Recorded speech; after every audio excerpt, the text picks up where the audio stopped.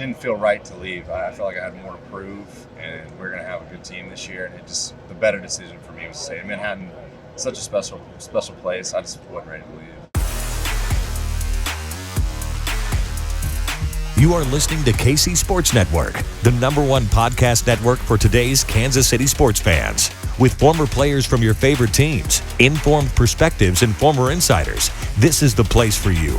You can find us wherever you listen to podcasts, or on our YouTube channel, all over social media, or our morning newsletter, KCSN Daily, dedicated to your Kansas City Chiefs. KC Sports Network is proudly presented by Emprise Bank, your partner in possible.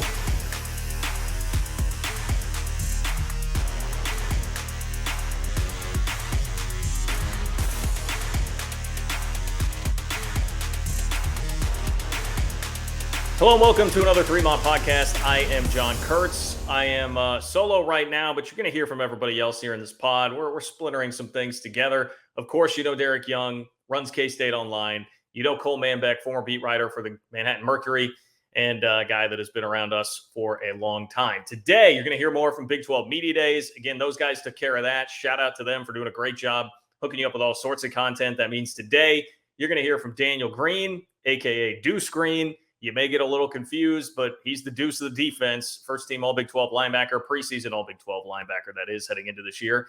And then Eli Huggins, who got the nod to come to Big 12 Media Days. Not Felix Anudike-Uzomah, who's the preseason Big 12 Defensive Player of the Year, but Eli Huggins, a guy who stuck around to play defensive tackle for the Cats this year when he could have left. He did not have to use his extra year, and you can tell if you listen to Chris Kleinman's interview on the podcast that we dropped in the feed not too long ago.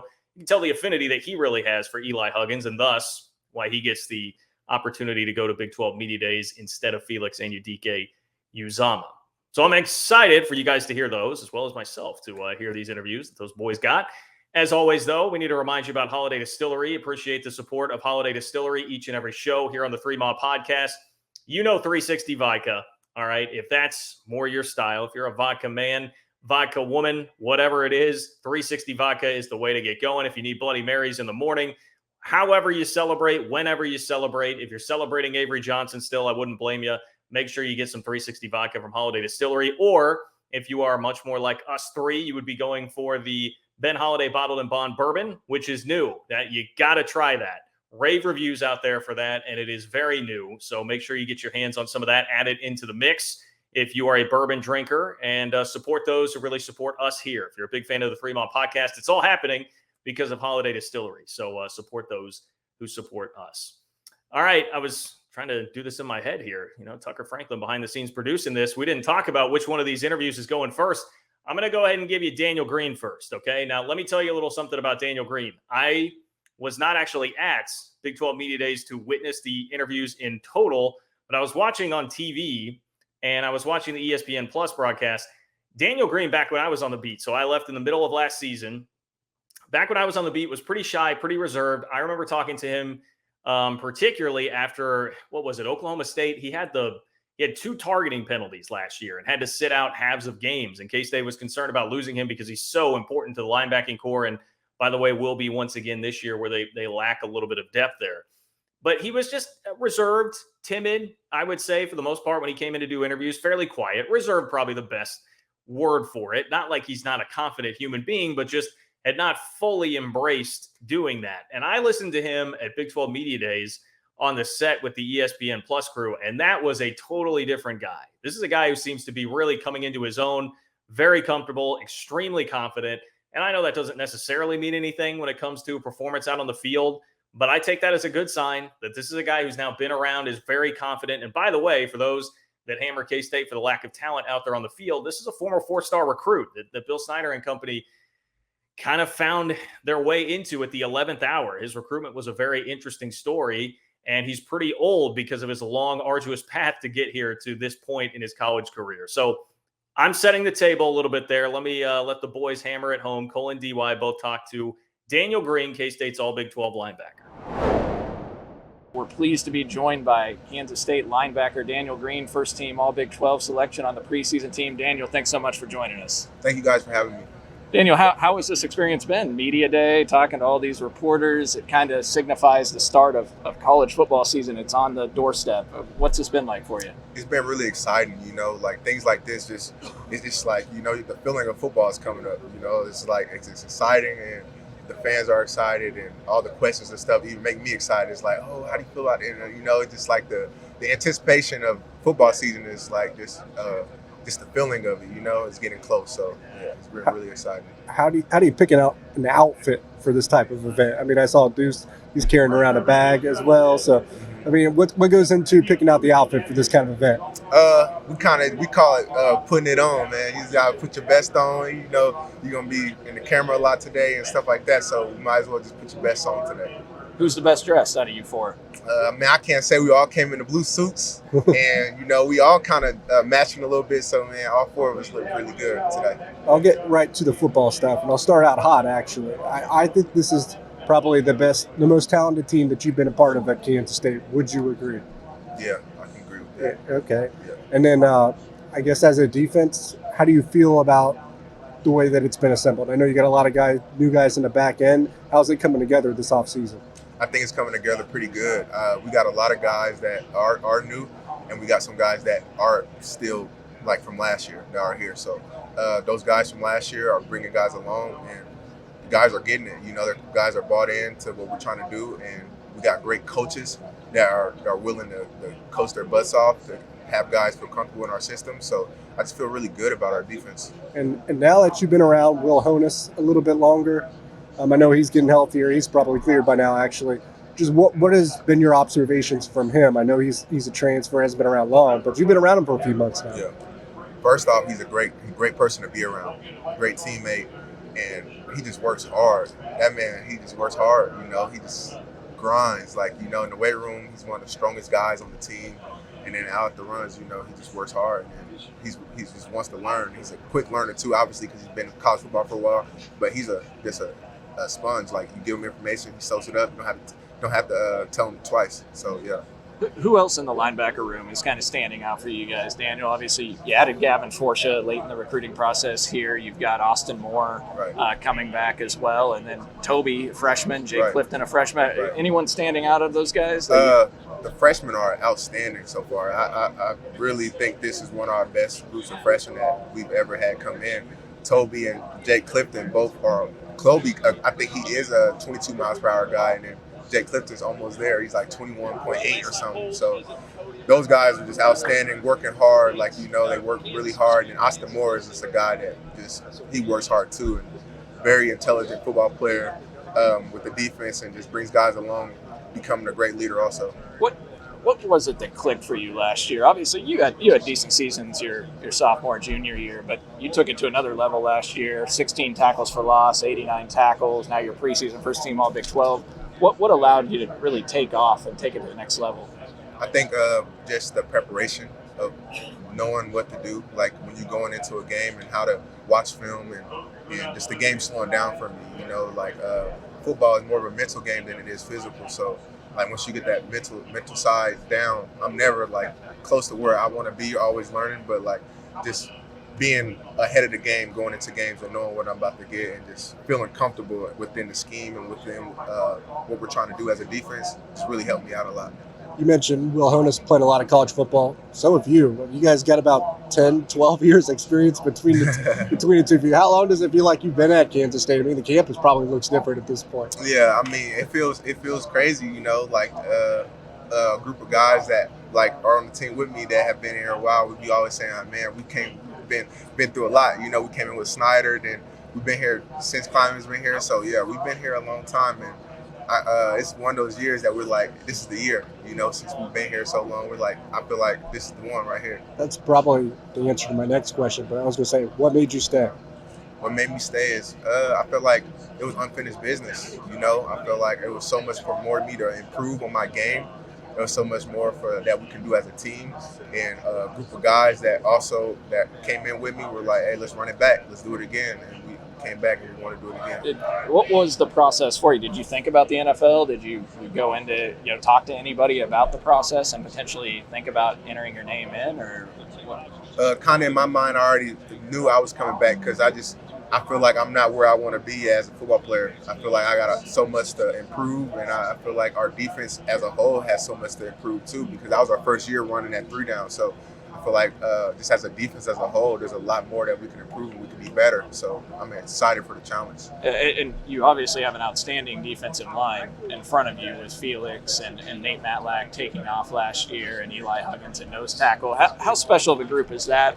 And how can they help you guys and the secondary with their ability to rush the passes? I mean, they do everything. We call it the trenches. I mean, they're the heart and soul of everything. You know, everything starts down there, and those guys make us look good. They make my job easier. Guys like Eli Huggins, they don't get enough love because he's taking on double teams every play at nose guard.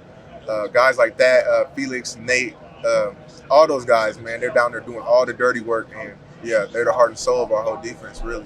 Khalid Duke was a guy, obviously, that was looking like he was going to have a special year last year, and then he gets hurt against Nevada. Where would you say he's at in his recovery process, and do you think he can get back to that level this year he was at last year? Duke is someone who's special. He's one of those football players that are just pure football players, you know, and an injury like that, for a guy like him, he's going to be back and he's going to be fine, you know, and he's got so much versatility. He can play linebacker, he can go down and play DN, so having him back is just really great to do, and I know a lot of quarterbacks aren't excited to have him back. And when it comes to the linebacker play, you have Gavin, Porsche, and Sean Robinson, I think, playing the same position. What have you seen from them so far? Because that's kind of, I think Reggie played that even a little bit last year as an undersized guy. So what do you expect from them at this point? I expect them to work hard and understand that as a defense, we fly around and we play with intensity. So as we know, Reggie was a guy that brought a lot of intensity, so he was a great fit for our defense. And I think Sean and Gavin are both guys that are still learning and both guys that have a lot of potential to be really good at that position. And I feel really good about them. I asked this question to everyone, and I know it's probably a little bit of a difficult one. Not that you guys will take a step back, but is there a player on the defense that you'll miss quite a bit because they were that dude? I miss a few guys, actually. Yeah. I miss Tim. I miss Russ. I miss J-Mac. I miss Ross. Man, I miss all those guys, man, because they were just a special group. They were all special, you know, and they brought a lot of great leadership, and they were really great players for us. So, yeah, for a long time, yeah. Well, we got sitting behind us here, we got Adrian Martinez, your quarterback. What have you seen from him? I know he wasn't able to cut it quite as loose as he probably would have liked in spring ball with his injury, but how excited are you to have him at the quarterback spot? I'm really excited to have him at the quarterback position. I think it's going to be very dangerous having him and Deuce back there in the backfield. I don't even like going against it at practice, so good luck to those defenses. So, yeah, I'm really excited about both those guys. I'm really excited about Adrian, what he brings to the table, great leadership, and he's a guy that played a lot of college football and has a lot to bring to our team. All right, well, that's Daniel Green for you guys, first team All Big 12 linebacker. Daniel, thanks so much for joining us, and good luck this season. Hopefully we see you back here on this field on December 3rd in Arlington. Yes, sir. I appreciate you guys having me. All right, there's Deuce Green, a.k.a. Daniel Green. A little confusing. He's 22. So is Deuce Vaughn, but it's pretty easy to tell who's a stud on each side of the ball when that is the case. Let's take a break, come back, and we'll get you Eli Huggins, one of the stalwarts of K-State's defensive line, probably overshadowed by his teammate Felix Anudike-Uzomah, but typically a pretty insightful interview. That's coming up next. We are back here on the Three Mile Pod. I am John Kurtz. You're going to hear in just a moment from Derek Young and Cole Manbeck, who got a chance to talk to Eli Huggins, K-State's starting defensive tackle. But let's sneak this in. I know a lot of you out there are probably wearing this stuff right now, so you don't need me to tell you about home field apparel, but maybe some do if you are not on Twitter and you missed the extravaganza that was K-State fans jumping all over this stuff the other day. Let me introduce you to Home Field, premium collegiate apparel brand out of Indianapolis, incredibly comfortable, officially licensed apparel with vintage college designs. These guys do their research. They got some really cool designs out there. They have 15 designs, in fact, from K-State that are awesome. Not just t-shirts, but also hoodies. These things have been highly coveted by college fan bases across the country, and K-State fans patiently waited for their opportunity to get their hands on these. And lo and behold, K-State finished third all time in sales. You can see the chart if you go follow at Home Field Apparel on Twitter. K-State is behind only Florida and Georgia, ahead of South Carolina, Washington, Cincinnati, Notre Dame, LSU, NC State, West Virginia, Nebraska. Kansas is way back at the back. So is Alabama. So is Oklahoma. K-State fans absolutely showed out in getting this gear, if that tells you anything about the quality of this stuff. and how awesome it is. So I have some of it, and I have long waited the opportunity to actually put this stuff on, wear this. My good buddy Jeff buys a bunch of the collections from different schools. I've seen him rock that stuff. It looks so sharp and so good. So I was thrilled to get the opportunity to take part in this as well. If you have not yet, you need to do so, and you can get 15% off by using promo code 3MAW. That's pretty easy to remember, right? 3MAW. The number 3. I did have someone ask, is it spelling it out? No. The number 3, MAW. Promo code 3MAW to get 15% off at checkout from Home Field Apparel. This stuff is good. It's quality. And if I haven't done a good enough job selling it there, just look at the results. K-State was the 3rd highest fan base in buying this stuff already, and it just dropped on the 16th. So this has not been out for very long, but we appreciate their support of the podcast here as well. All right, enough of me babbling. Eli Huggins, a guy who's been around for a long time, fairly soft-spoken, kind of plays that role of like what K-State defensive tackles have been.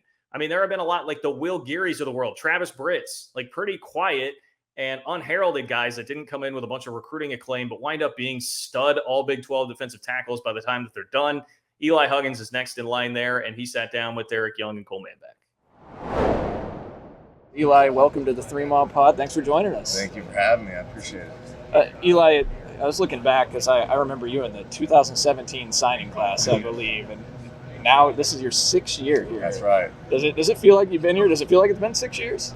Oh man, my body feels like it's been 6 years, but it has flown by. I mean, it has been so much fun being here. So it's flown by, but my body's definitely feeling the 6 years. I mean, it is rare to see guys, and nowadays with the transfer portal, stick around the same program for 6 years. I'm curious, what went into your decision to come back? Was that a difficult decision, or?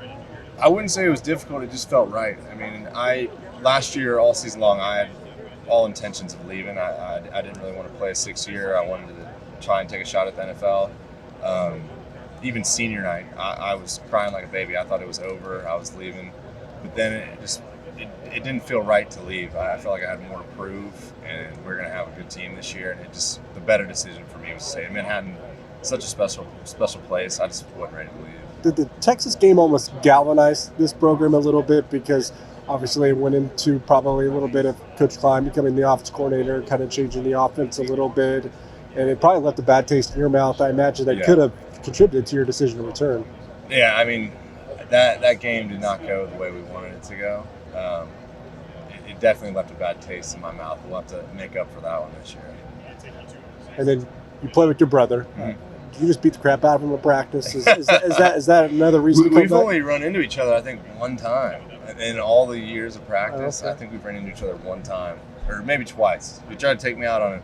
I was playing punt shield one day in practice. He tried to take me out, but I don't mess with him too much. Okay. Did you get the better of him in those two? On the punt one, he probably got me a little better. I'm not gonna lie. This second year of the 3-3-5 defense now, what would you say your guys' comfort level is within the system? Oh, the highest it's been for sure. I mean, it's hard to just totally switch up defenses like that. Go to something totally different. All the techniques are different, at least on the front end. I can't really speak for the back end, but techniques are very different. And just your thought process is very different on what you're doing. But I think we're really honed in right now. What's it like for you being the nose tackle in the 3-3-5 and commanding a lot of double teams while Felix and Nate and Lee get to clean up? Yeah, they're having fun out there on the edge and out in space. It's definitely it was a change up from playing. I mean, I was used to playing 2-eye or playing a 3-tech, which that was difficult, but nothing I'd say is as difficult as playing that head up nose. I mean, people are coming at you from every direction right there in the middle. But what is your priority as the nose tackle in the 3-3-5? I mean, you got to be a dog inside. You got to. I mean, nothing can come in those A gaps. So take up as many guys as you can. Nothing comes inside.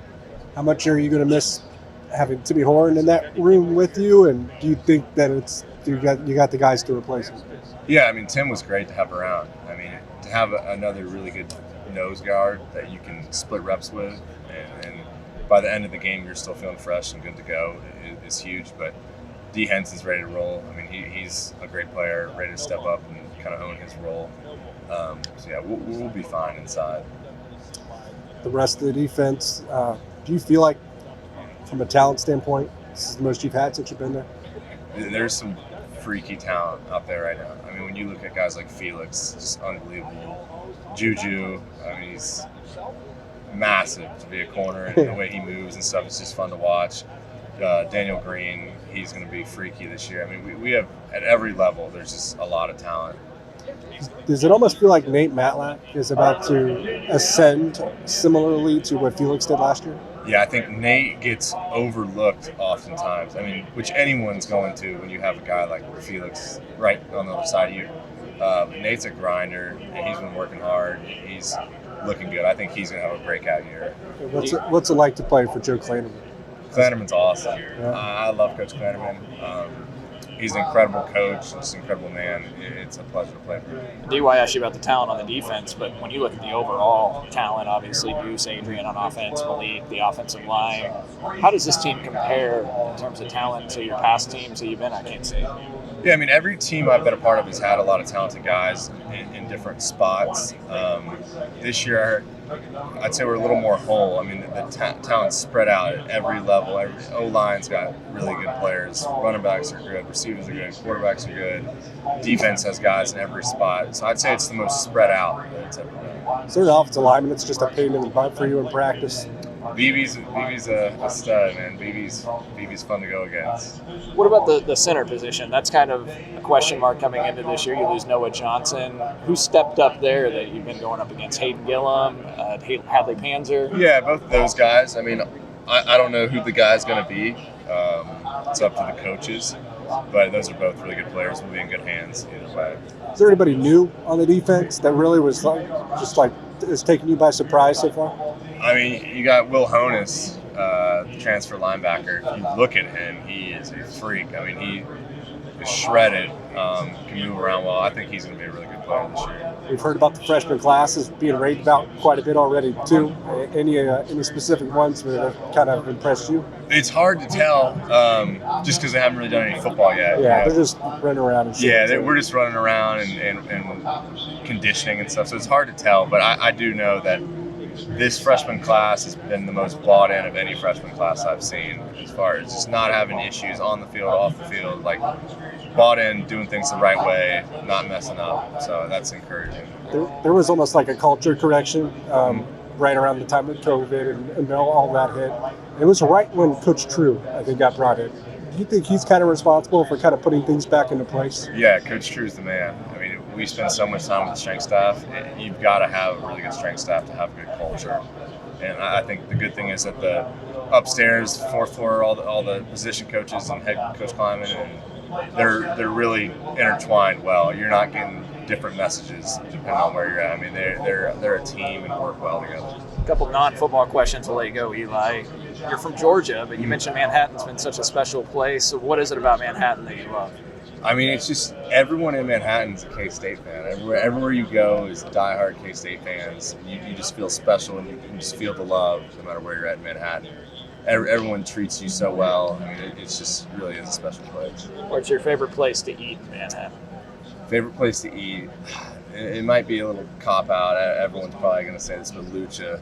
I love Taco Lucha. I'm a So Long guy. Okay. I always go over to So Long, but I like Lucha as well. Whatever's got the shortest wait. Oh my gosh! I wish they would expand. It would be really helpful. But anyways, well, Eli, thanks so much for joining us here on the 3 Mile Pod. We hope you have a great season. Best of luck this year. It should be an exciting time to be a Kansas State fan. Yes, sir. I appreciate it. All right, good stuff today, boys. Thank you to Eli Huggins and Daniel Green for talking with us here on the 3 Mile Pod. There's going to be more content coming up this week. We're still not done with everything coming out from Big 12 Media Days, so stay tuned for more here on the feed. And, of course, we'll get back to the regular podcast as well. And if anything breaking happens, we'll be right here for you also. Thanks again to Home Field Apparel and Holiday Distillery, to Tucker Franklin behind the scenes. As always, I am John Kurtz. We'll talk to you soon on another 3 Mile Pod.